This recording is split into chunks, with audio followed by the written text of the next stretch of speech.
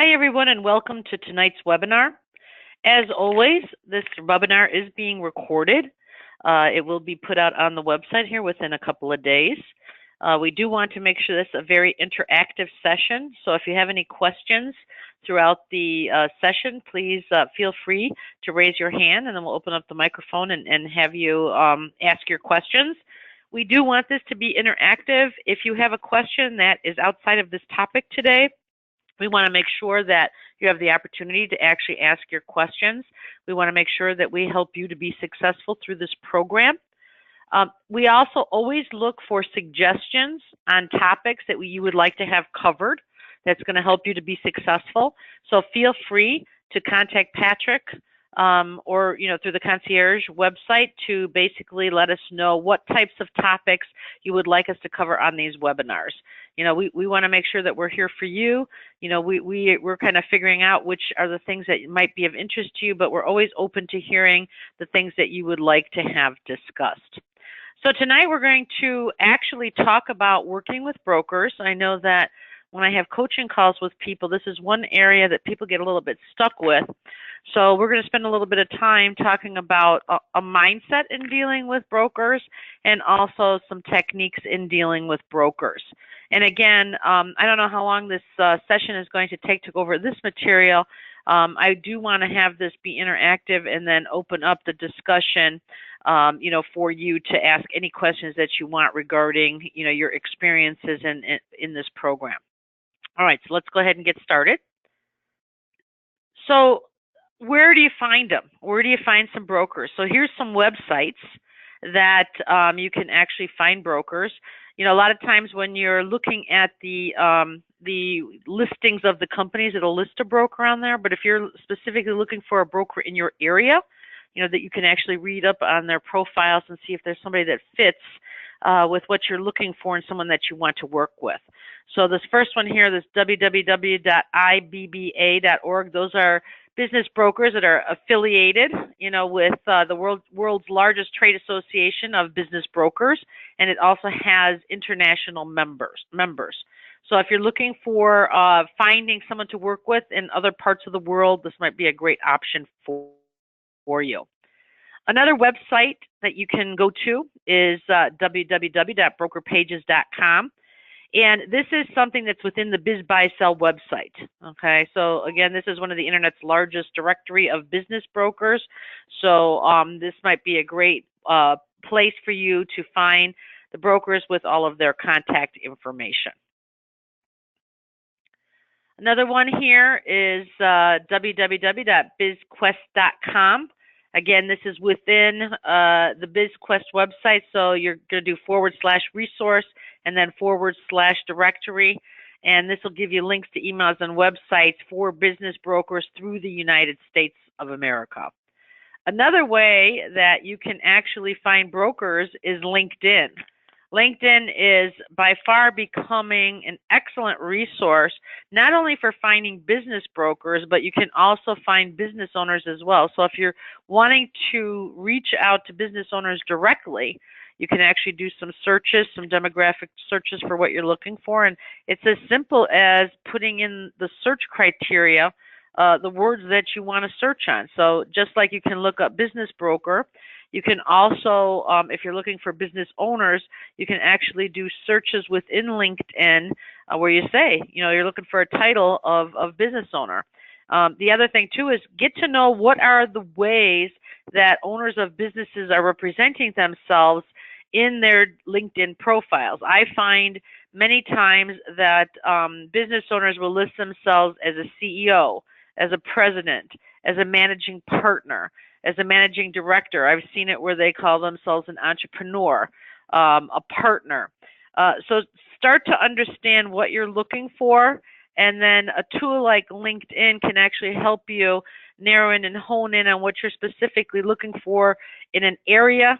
And you can also, a lot of times people's profiles on LinkedIn can tell you a lot about them and how they do business. One of the things that I like to do when I'm looking for something specific in LinkedIn, I like to read the profile. If it's somebody that doesn't put a lot of information about what they do, it might be okay, I don't know.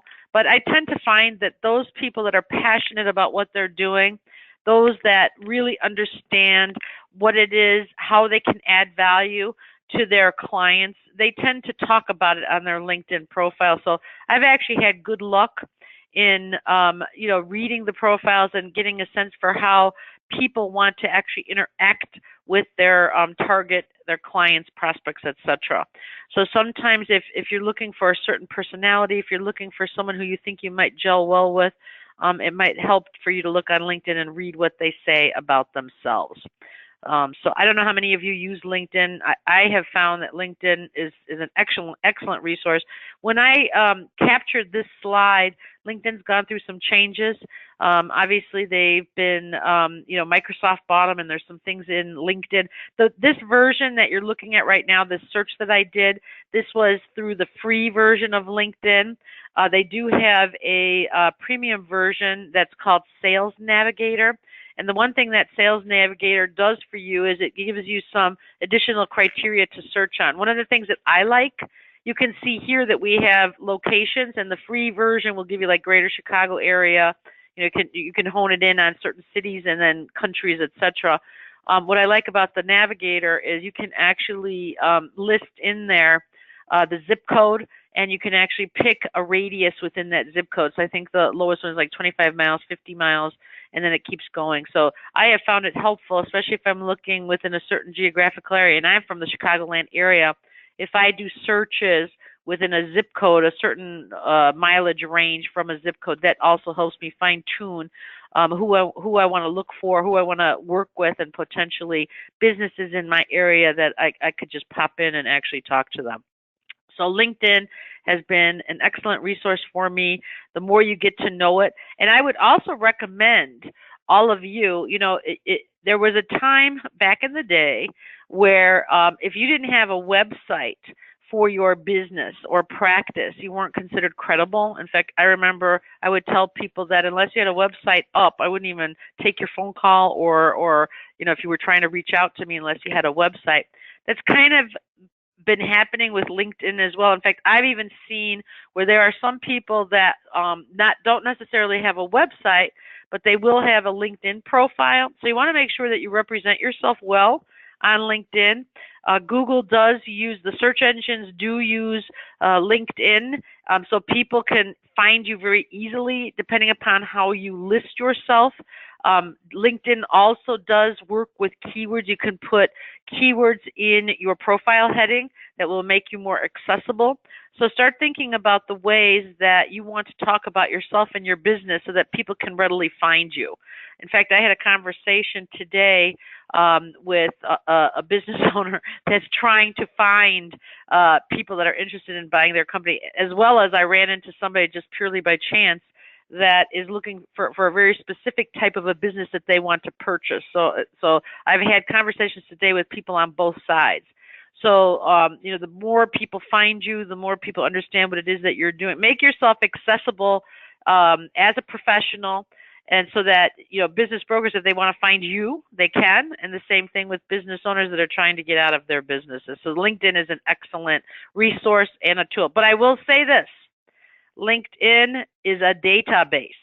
I have heard people tell me time and time again that LinkedIn is a way to make them credible. It is a way to get people to find you. It can help them find you if you put it together correctly. But I get a lot of people who think that if they start writing articles on LinkedIn and if they think customers will come to them. Remember, these are all tools. You have to have a strategy in order to understand how to use these tools to achieve the goal that you want. So is there potential for you to get connected with brokers and people who own companies? Absolutely, but you have to have a strategy and you have to do some activity to make it work for you. All right. I'm showing another example here. I gave you those websites in the beginning. Again, you can do a Google search and just basically enter the word business broker. And then it'll bring up sites for you that you can actually, look at and find access to resources. You notice that some of these even have, it gives you specifics in terms of the types of companies that they're dealing with, and then it also looks like here They actually will do business valuations and all of that. So, I mean, another way to find brokers is, and you could do some very detailed searches. You could actually say business brokers in your state or in your city or whatever. So I've even done things like put best business brokers in there just to see what comes up. So anyway, these are just some additional ways that you can use the internet to find access to those business brokers. I wanted to spend some time here today to talk about why do people actually sell businesses. One of the reasons that Mike put together this program is that we're in a time where there's a lot of business owners out there in the marketplace that are baby boomers. And the baby boomers are getting to the point where they're trying to figure out their exit strategies. I can't even begin to tell you how many times I've talked to business owners where they assumed when they started, they actually will say that they started the business to provide opportunity for the family, to provide something for the next generation to sustain themselves and to continue to be successful.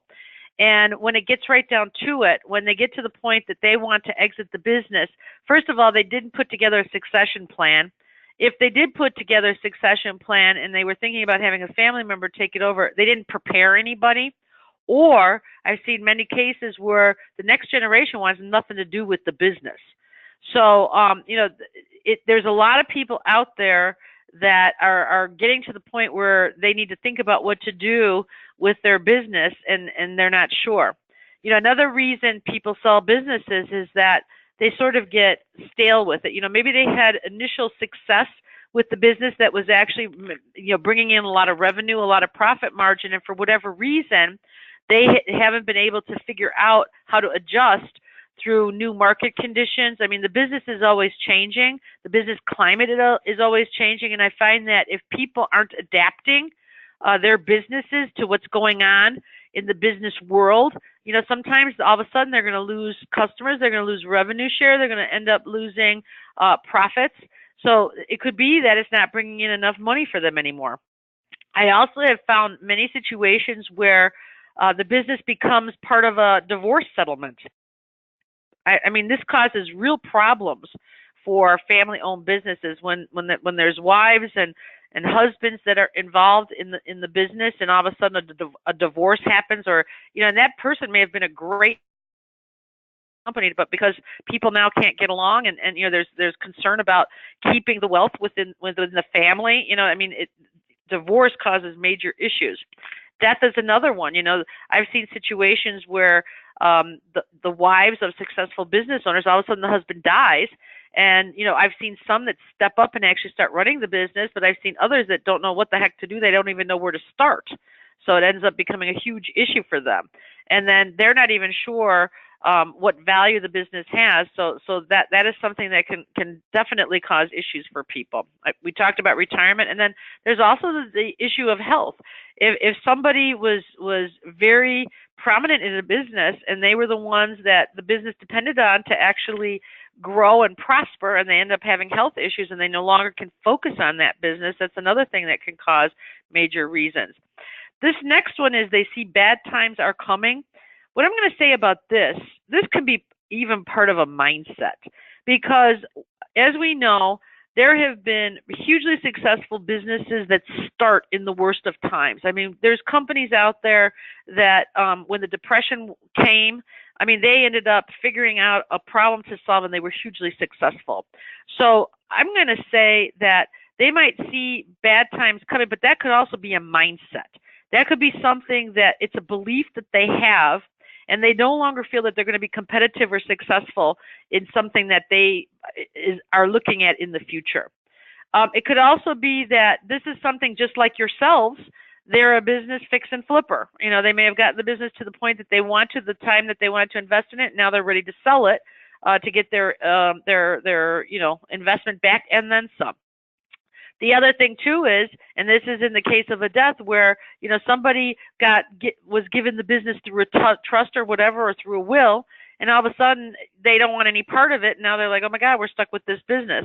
And then I got to tell you, so many times people, the next generation, even the people sometimes running the businesses, just don't have the skills anymore to thrive. And I got to tell you, I've also seen situations where companies will get it to a certain level and they just can't get past, that level to the next level.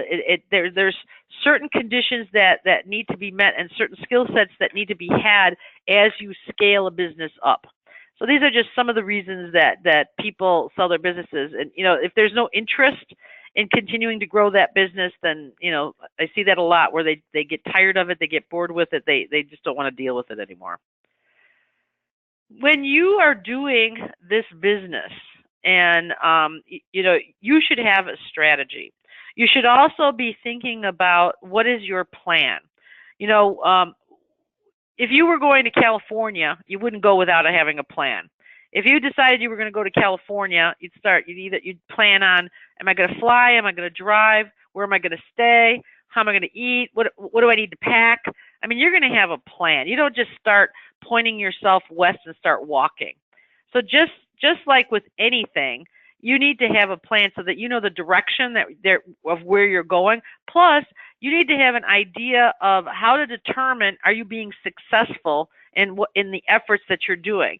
And, it's interesting because I actually do a lot of work with sales teams and strategic selling teams.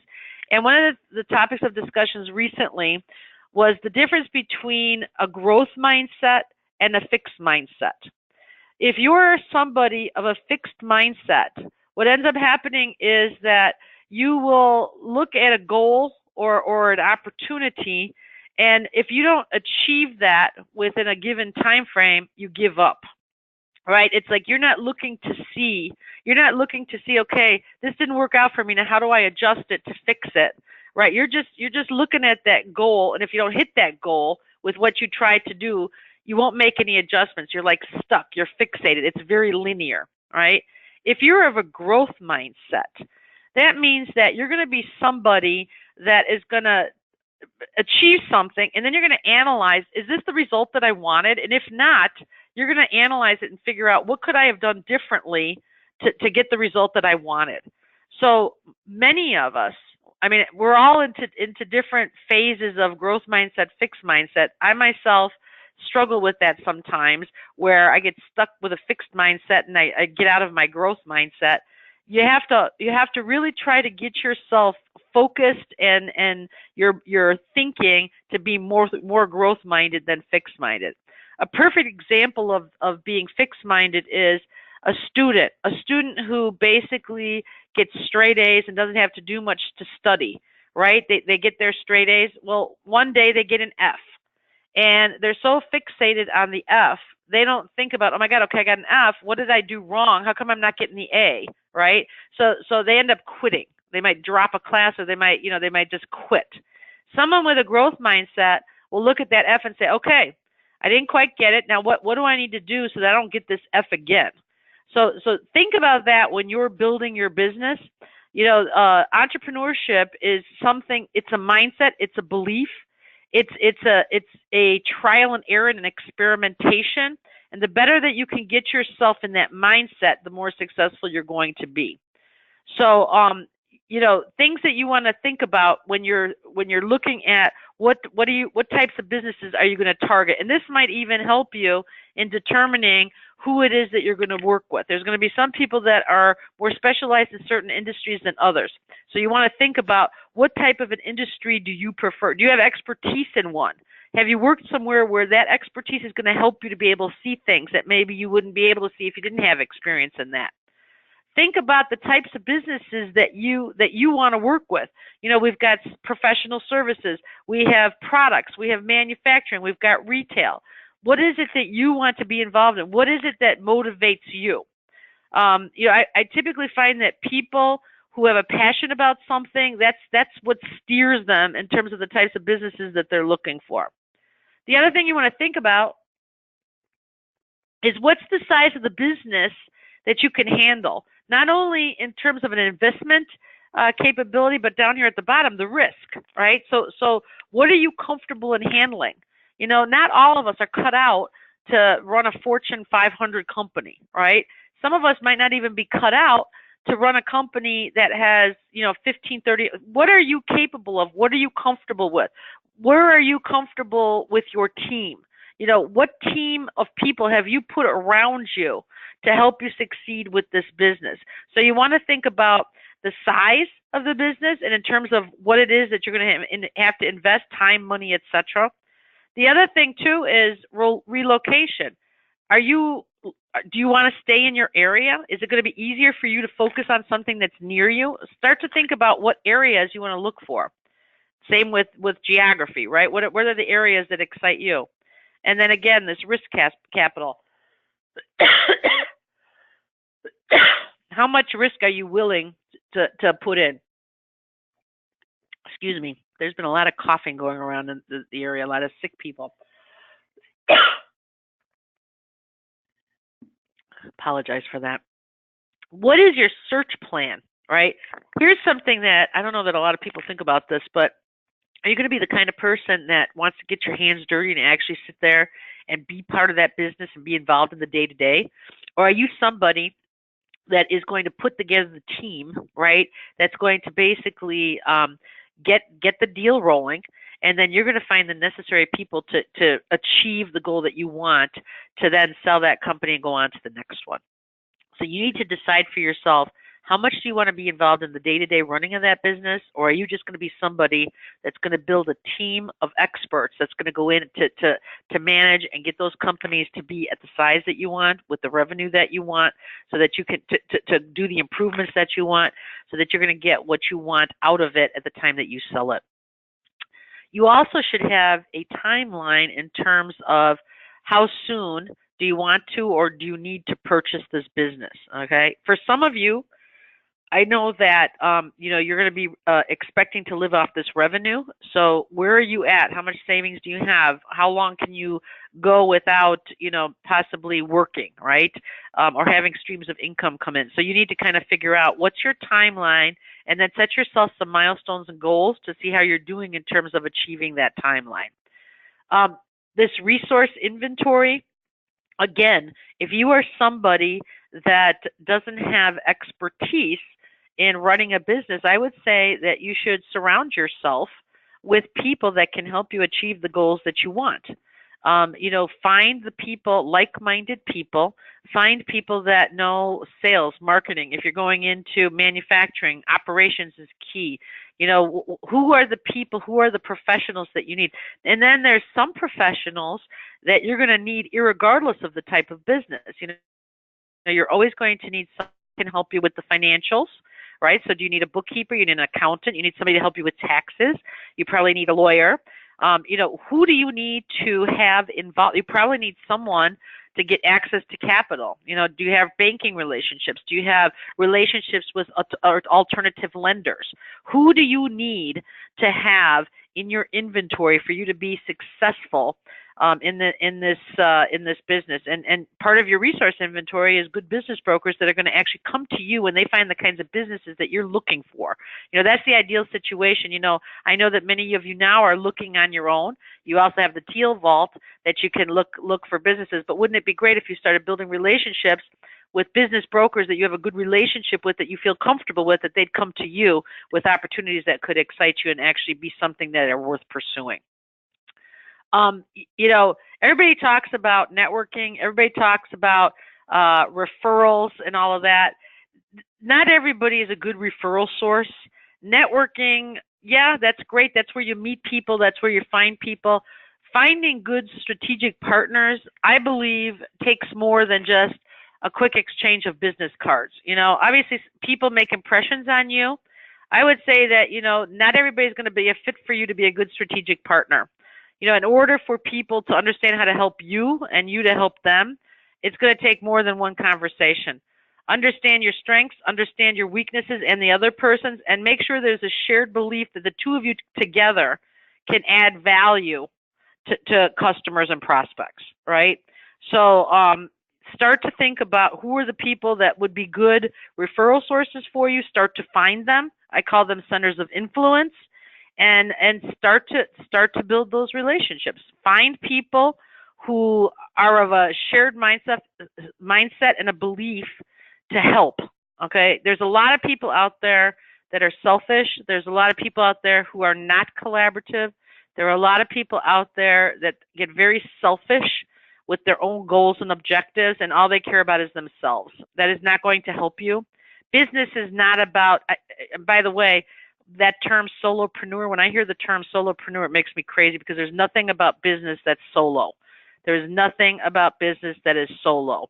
So it's like it takes two, and you want to make sure that you surround yourself with people that you believe are going to help solve problems and do that in a quality manner. And again, places that you can find these people, you'll find them all over the place. Chambers of commerce, you'll find them in professional organizations. Find the places where the kinds of people that are going to be good centers of influence go. Business brokers can be found everywhere. I'll tell you that. Every group I'm a part of, they're everywhere. So they are easy to find, and they're out there networking. I've been going over this criteria of deals. Remember, if we're going to have a plan, you want to know what you're going after, and when you're building relationships with these business brokers, you need to be clear as to what you're looking for. Right? You need to be clear as to what are those characteristics. What should they be keeping their eyes and ears open for? What are the things that you want to invest your time and efforts into, and money, right? So these are Mike's characteristics, and I mean, Mike's been very successful at this, so I don't think that it's wrong to use this as a guideline. Keep in mind that if you find a business that you're super excited about that doesn't quite meet these criteria, certainly you can go after it. Make sure you do your due diligence. Make sure you have a plan to figure out what you're going to do with that business to actually improve that business.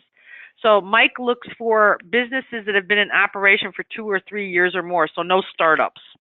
Okay, so they're established, they have revenue coming in, and they've been around. The business has gross revenues of $1 million or more. Okay, business is one of the following, so it's going to either be manufacturing, distribution, retail. And when I talk about retail, it's more online retail. No, we all are seeing what's happening with stores, right? The brick and mortar stores. I mean, we've got the Amazon effect that everybody's talking about. A lot more people are purchasing things online. Amazon has trained us how easy and simple it is. So not brick and mortar retail, but online retail.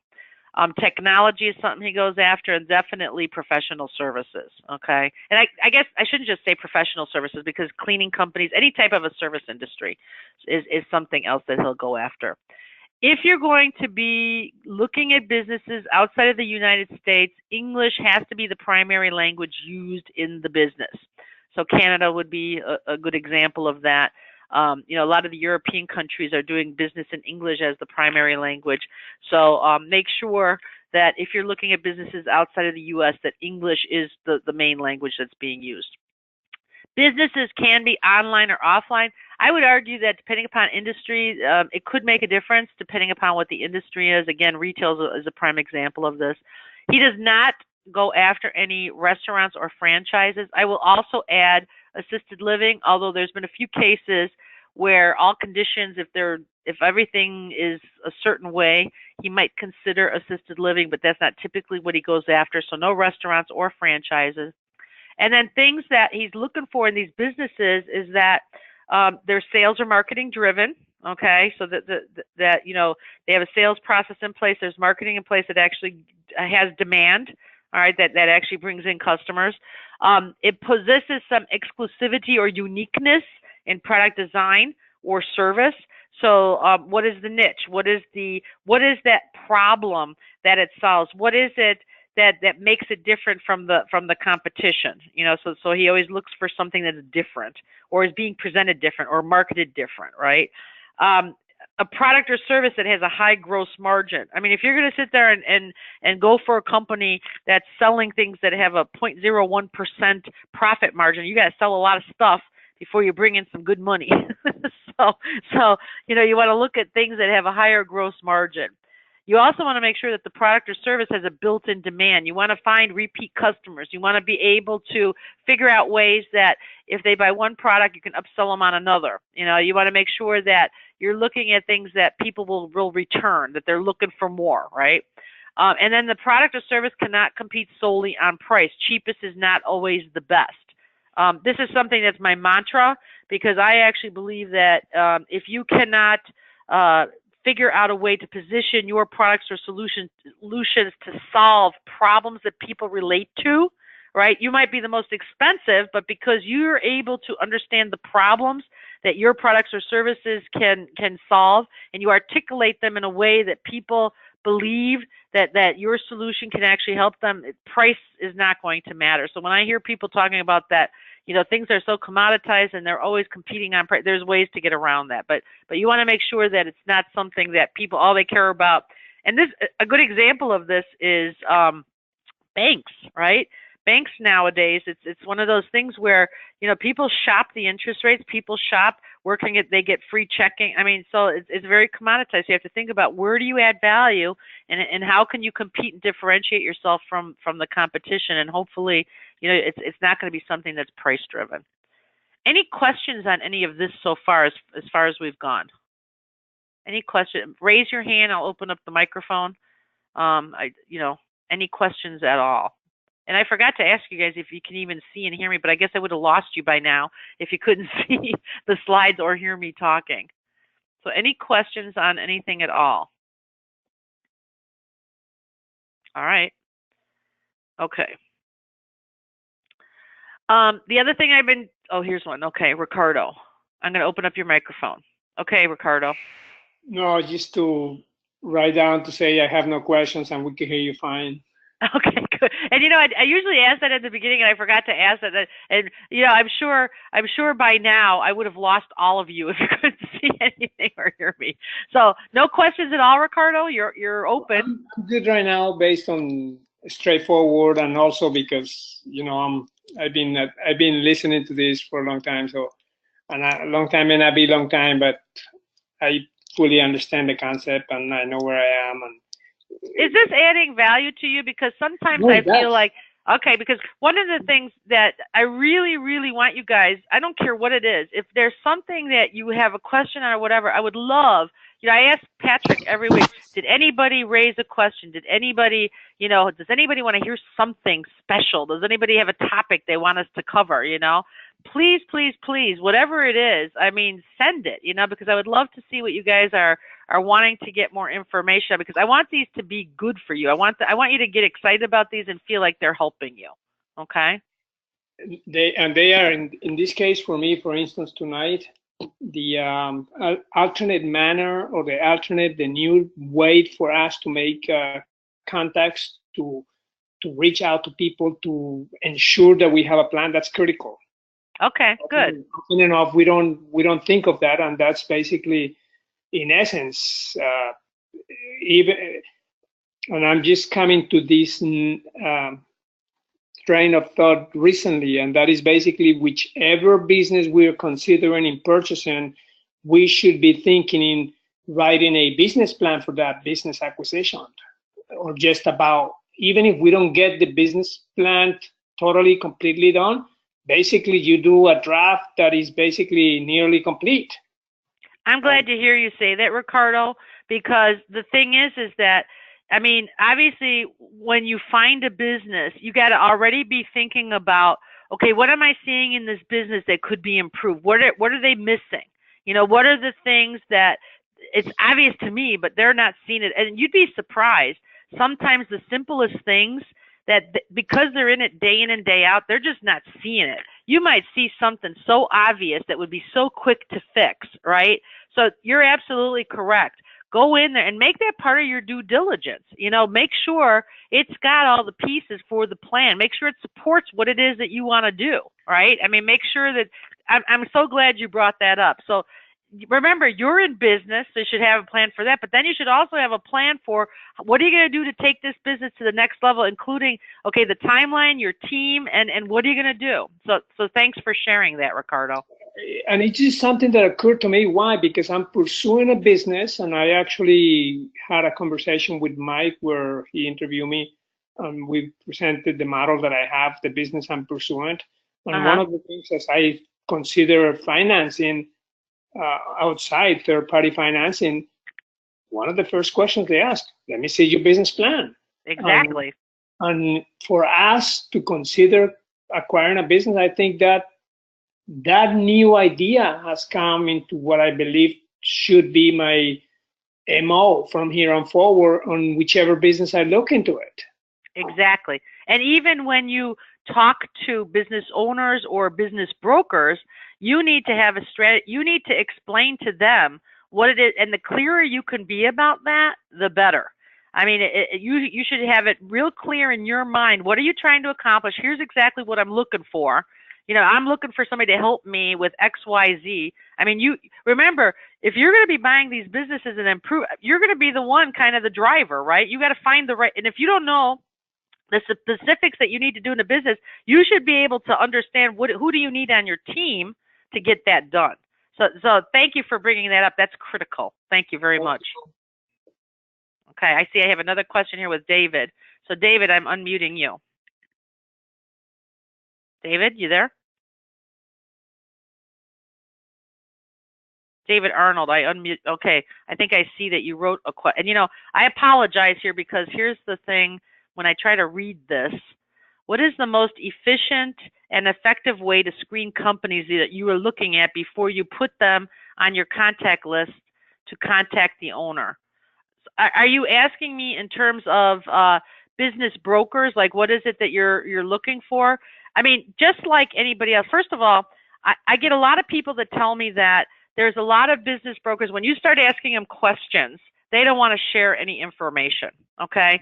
You have every right to ask questions, and if they're not willing to share the necessary information from the context of the business owner. Like, I get it that sometimes business brokers feel threatened if they're not part of the conversation. So that's okay. You know, let them go with you, but you need to have that conversation and hear it from the business owners. You know, human beings, right? When we have conversations, we hear it one way and then we'll share it a different way, right? I mean, if you don't hear it from that business owner, how are you going to be able to make your assessment? Set the guide. In fact, here, I actually am going to share you something here. I talk about what I call upfront contracts. Upfront contracts, and this isn't a contract like a written contract or whatever. It's an understanding of when you have conversations and meetings with people. I mean, what is the thing that most people fear? Most people fear the unknown. They fear that you're going to try to take them to the cleaners, or, you know, they're always putting the guard up. They're putting up the roadblocks because they don't know what's going to happen in the process. When you work with this is with anybody, okay? You know what, you basically set up an upfront contract. And what an upfront contract is, it kind of sets the guidelines of what is in the meeting. So with a business broker, you know, you could get together with them and say, you know, my purpose of my meeting today with you is to learn more about how you conduct your business. How are you working with the business owners that you represent? I want to hear what your process is. I want to hear how you determine which business owners you actually work with. You know, and then you could say, we're going to spend the next, you know, hour or whatever it's going to take to learn more about each other. I'm going to ask you questions. I want you to ask me questions about what it is that I'm doing. I'm actually trying to figure out, I'm looking for businesses that I want to invest in. Here's what I'm looking for. I want to decide if the two of us are the right fit to work together. You know, what I'm trying to accomplish in this time frame is to see at the end of this meeting, yes or no, are we going to do business together? And then you could ask them and say, you know, basically, that's what I want to talk. What do you want to talk about? So these are kind of the pieces of the upfront contract, and they can be complex or they can be simple.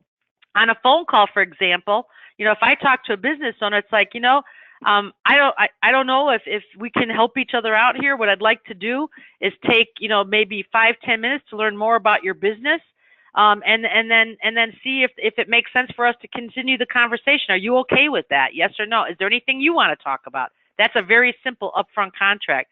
The more you can have clarity and remove any confusion, even when you're dealing with the business owners, even when you're doing your due diligence, before you start that process, say, you know what, I'm interested in your business. I'm not sure if we're going to move forward at this point. I need to learn more. When I work with a business, I'm looking for financials. I'm looking that I have accessibility to be able to get information necessary for me to move this through my decision-making process. Are you working with somebody? Are there people that I should be taught? Get it all clear. Make it very, explain your process, explain what you're looking for, explain that, you're not somebody that is that you want equity in a company, that you want to help them, that you want to help them solve problems. So I find that this use of the upfront contracts, taking away that mystification of what the meeting is all about, getting rid of the unknown, helping people understand, okay, well, here's what we're going to accomplish today, here's the next steps, and making it very clear, and kind of covering all the things that they might be concerned about. The other thing, and this is something that is sometimes so hard, it's so simple yet so hard for people. If you got a gut feeling about something, if you got a feeling that somebody's, has a caution or they're thinking, put it on the table. We always talk about put the elephant on the table. There's ways to do putting the elephant on the table that aren't that are productive, that aren't pointing fingers or anything like that. I mean, you can say things. If I hear somebody say that statement, maybe this isn't you, but I've had it. My experience has been that if somebody says this, then they're not sure they want to move forward, or they have a question about. I mean, you can address things in a very nice way, and say, maybe this isn't you, but a lot of times when people ask me that question, or when they raise that concern, here's why. Can you explain why that's a concern for you? So these upfront contracts, setting the conditions, letting them know, when you're working with these business owners and you have to get information about financials and customers and everything else, let them know up front and say, this process that I go through, I'm going to have to get a lot of information about your business. I'm going to have access to key employees. I'm going to need access. Explain what you need, and you can say to them, if you're going to have a problem with any of this, maybe we shouldn't continue the conversation. Same with a broker. If you're somebody that's not going to work with me and that business owner, maybe we shouldn't be working together. And I will tell you, I get so many times people tell me, oh my God, these business brokers, they don't help me. You know what? If they don't, forget about them and move on, because there's plenty of them out there. So have a plan, have a strategy. What are you trying to accomplish with your conversations with these people? And then if you don't have conditions of, if they're not met, you walk away. You're qualifying and disqualifying just like they qualify and disqualify. Does that make sense? Any questions on that? And I see you guys, you still have your questions here, so I can't tell if it's a new question or if it's the same question. So I'm trying to see here. Let's see. I apologize because it's so hard. Sorry, listening on computer. Okay, not on. Okay, got it. Okay. All right. So anyway, let's see. What is the most efficient and effective way to screen companies that you are looking at before we put them on a contact list? Contact you. I guess I need. Okay, so that was a question from David Arnold. So David, are you saying that I can't unmute you? Let's see here. I'll try unmuting you again. I know you're on the computer, but you should be able to. I should still be able to hear you. Are you there? Okay, I guess it doesn't work. All right. Okay, and I'm terrible at reading these questions, so I apologize for that. So, okay. All right. So, who are you? Okay. When you're out there dealing with these business brokers, if you can't tell them who you are and what you do in a clear, concise manner that's credible, I mean, you got to be professional. You got to know who you are. You got to kind of take control of that conversation, or at least have it appear like you have control. I mean, obviously, if you come in there and you're like, okay, and I'm going to use you, David, because you're the first one on the list here. I'm David Arnold. Yeah, I just want to hear what you do with businesses or whatever. I mean, wishy-washy, right? But if you come in there and say, hey, I'm David Arnold, I'm with such and such company. What I'm trying to do here is I'm looking for businesses in this geographical area, in this revenue range. I'm looking for $1 million or more in gross margin. I'm looking for a company that's at least 2 years. If you could be very specific, and then you also say, you know what, I don't work with every broker. Here's what I'm looking for in a broker. If you set those conditions and then you go through a process to qualify or disqualify them, think about the position you're in. But if you're somebody who is sort of at their mercy, what's that going to do? You want to make sure that you create a level playing field, and you also want to make sure that they understand that if conditions aren't met, you will walk away if conditions are not met. Okay, does that make sense? Any questions on that? And feel free to raise your hand because I'm so terrible at reading these questions. Does anybody have any questions on that? All right. Okay. So we've briefly kind of touched on dealing with a difficult broker. There are so many of them out there. Do not think that you've got one that has all the eggs in their basket for you, okay? There are many, many, many, many, many brokers. So if you run into a difficult one, do not waste your time.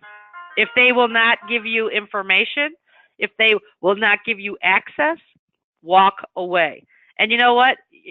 We talk about even for business owners or anybody in business, we talk about the scarcity mentality versus abundance mentality.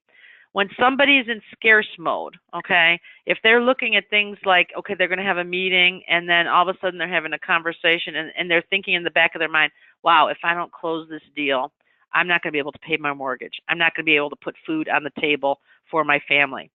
How does that position you then in the conversation? You become desperate.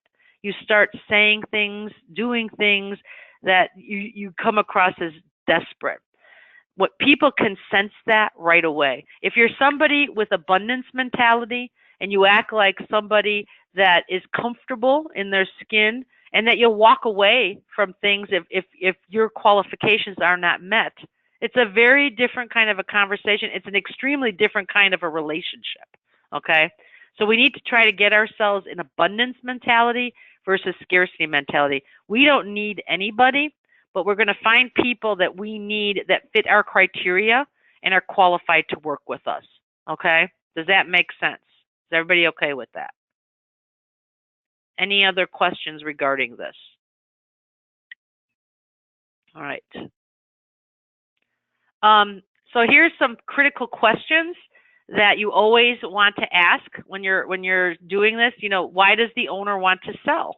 I mean, that's going to become, you know, one of the things that you need to think about here is in your plan, you have a timeline. You need to have a motivated seller.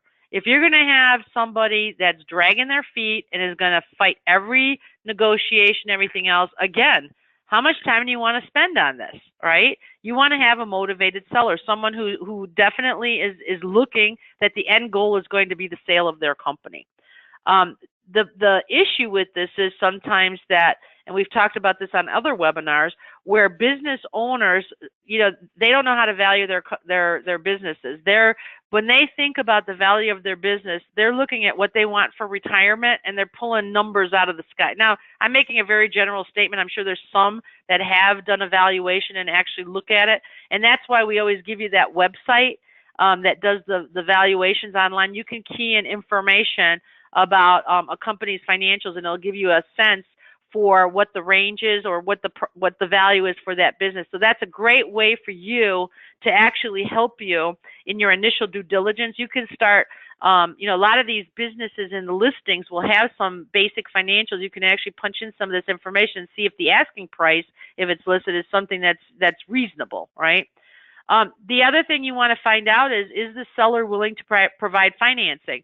There's good reasons for sellers to do that.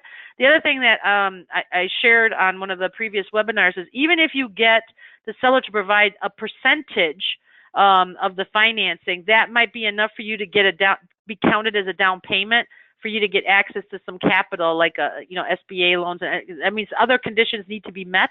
Like Ricardo, thank you for saying that everybody wants to see a plan. Absolutely.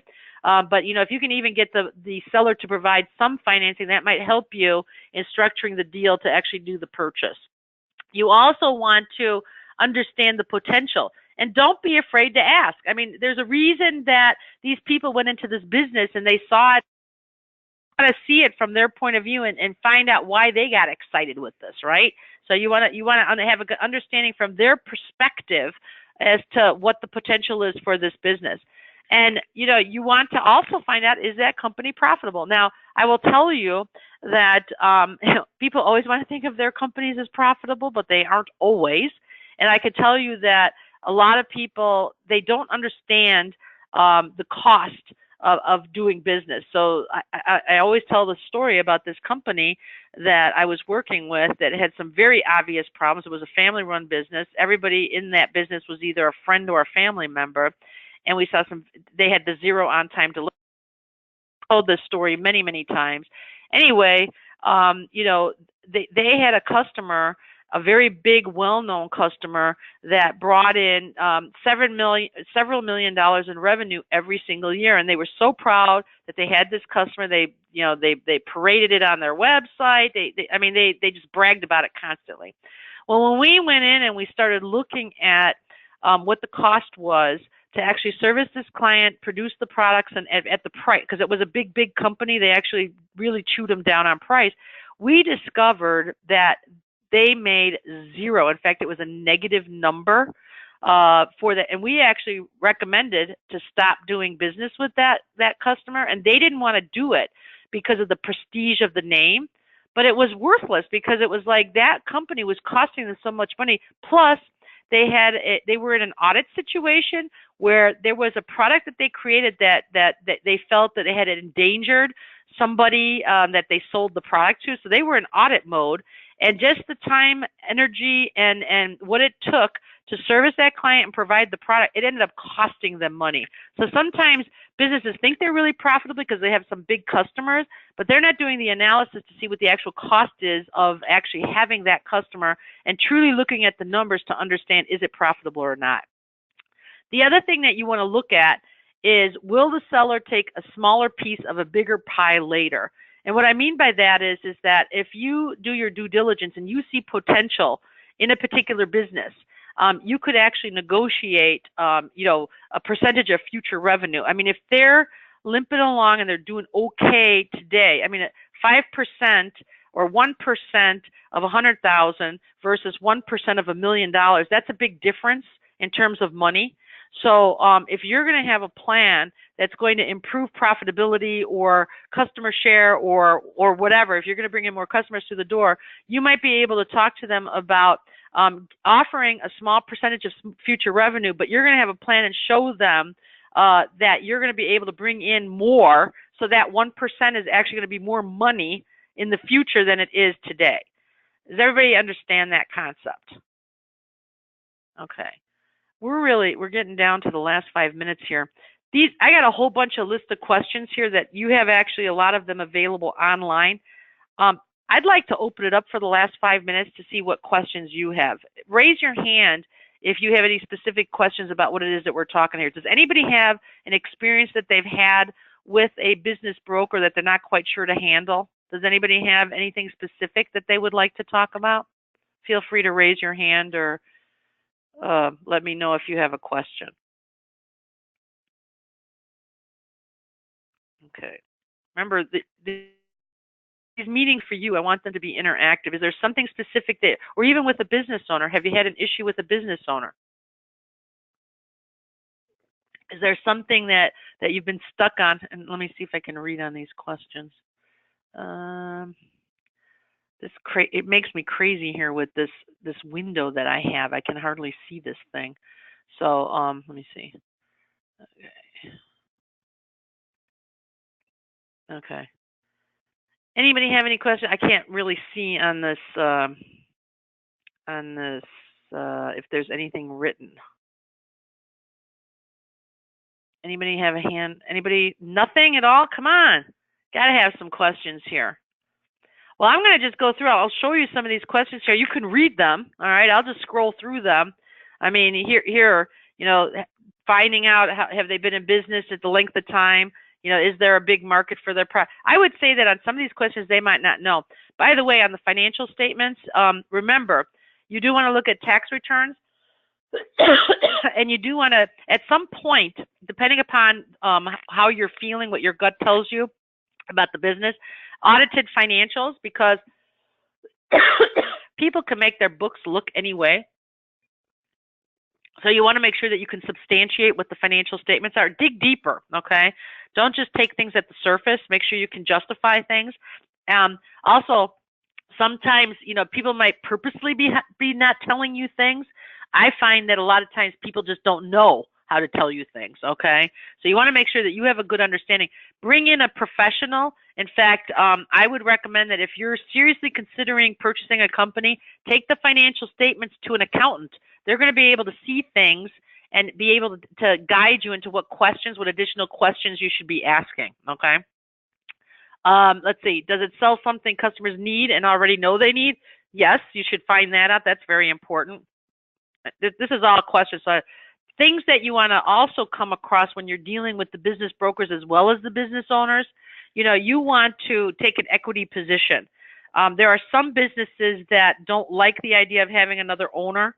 I actually know of a company that they provide the money and the capital. It has a high coupon rate, but they don't take equity. But you must work with them to improve, to actually, and by the way, that is a company that I have met through my networking and business experience. I did share the name of that company with the office, so that is somebody that's on record that you could access. So that is somebody, if you don't want to do the improvements in the business, they'll actually have the money as well as the experience to help you grow that business, okay?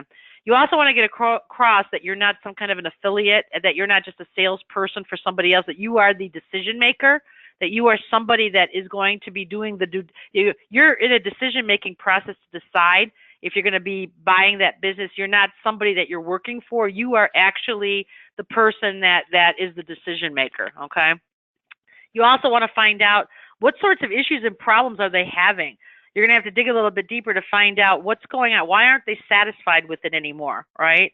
And how serious are they about selling? I always use this extreme example, when we talk about the motivation to sell. I mean, if you talk to somebody and you ask them, why are you selling your business? And they say, I only have 3 months to live. That's going to be a motivated seller, right?